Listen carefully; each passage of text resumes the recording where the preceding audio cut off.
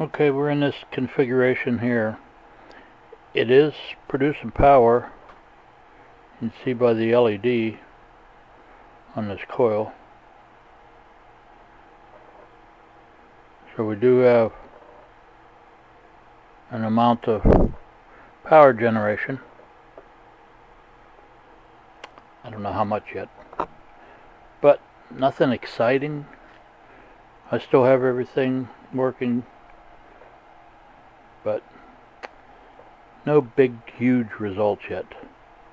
Okay, I wanted to document this one setup here.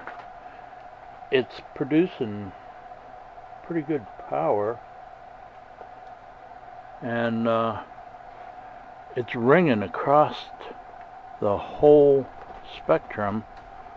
I mean, look at that. It's completely still ringing before the next pulse comes up. Alright, now I think there's 1, 2, 3 coils. I don't understand that last one, but I can't be positive. It's hard to determine exactly what's causing each one of the pulses, but yeah, they're ringing. It's crazy. Okay, this is that setup. I got 3 relays hooked up. I'm running about 7.1 volts on the input, and you can see this coil I have here picking up pretty good amount of power out of that coil. So here's my pickup coil, this great big one. So that's the way I got things. I don't know. It's interesting anyway.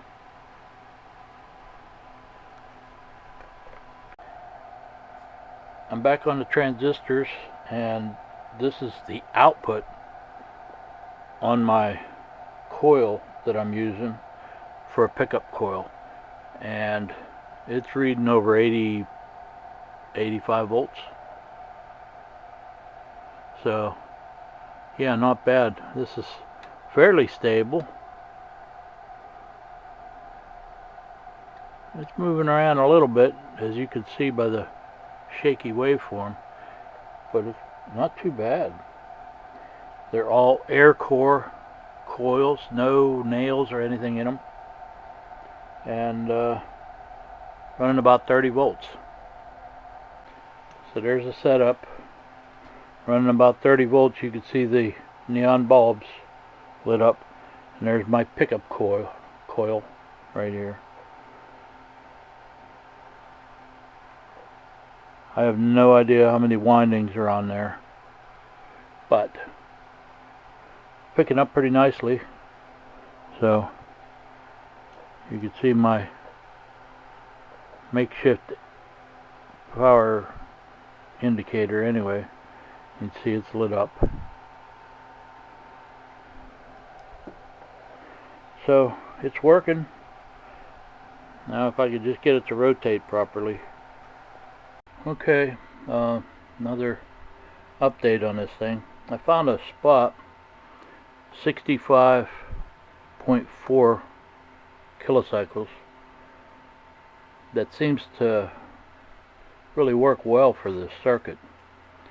Now I went back to 3 transistors instead of the 3 solid state relays. I tend to like this better. Plus I get a change with the bias on there sometimes whenever I tweak it around a little bit. Anyway, right where it's at now, and I can turn this off and on, it's not that unstable.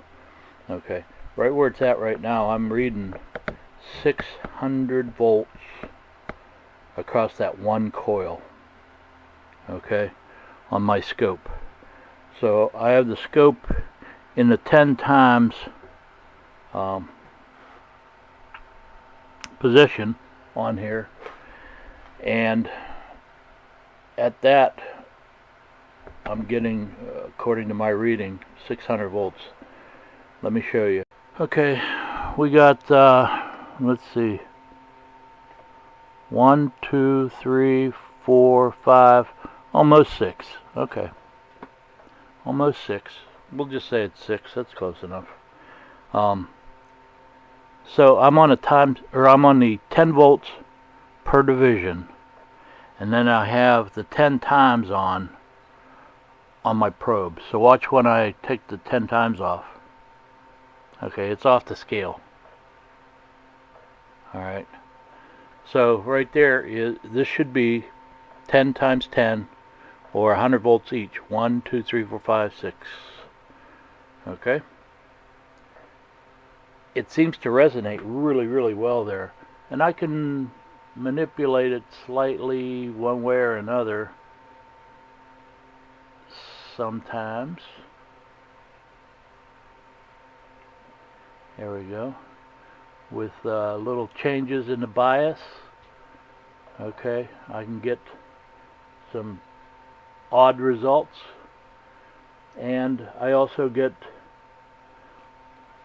different results when, see, there's a full 600 easy, and I can get different results if I use a ferrite core inside just one.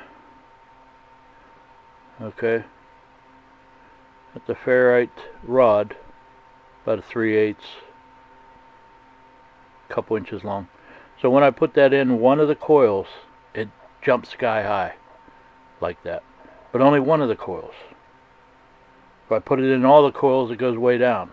So just one coil, and it's one specific coil that I put it in. So anyway, I thought I'd show you that. 600 volts. Now I know that's not any real power. You know, you're not measuring power here. We're only measuring voltage, and you could do this with a transformer. I get that. Okay, but we're at resonance. That's the ticket here. This only happens at 65.4 kilocycles. So that's interesting. Anyway, I thought I'd point that out. Maybe I'll post this so far. I don't know. We'll see.